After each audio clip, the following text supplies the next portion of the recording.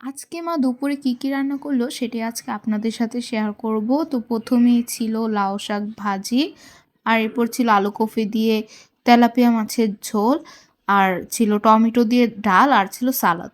তো প্রথমে আমি লাউ শাক ভাজি দিয়ে খেয়ে নিচ্ছি। এটা রসুন দিয়ে করা হয়েছিল, তার সাথে আমি লেবু আর সালাদও নিয়ে নিয়েছি। এটা খেতে ভালো হয়েছিল।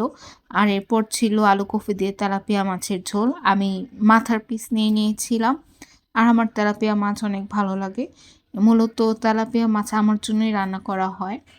তো এটা খেতে খুবই ভালো হয়েছিল। আর লাস্টে ছিল টমেটো দিয়ে ডাল। তো ওই ডালটাও অনেক ভালো হয়েছিল, তোমরা দেখলেই বুঝতে পারবে। ডালটা দেখতেও যেমন সুস্বাদু ছিল, খেতেও তার চেয়ে বেশি সুস্বাদু হয়েছিল। আর ডালের সাথে আমি লেবু নিয়ে নিয়েছি, সাথে সালাদও ছিল। তো এটি ছিল আজকে আমার দুপুরে খাবারের ভিডিওটা ভালো লাগলো অবশ্যই লাইক করবেন। সবাই ভালো থাকবেন, ধন্যবাদ।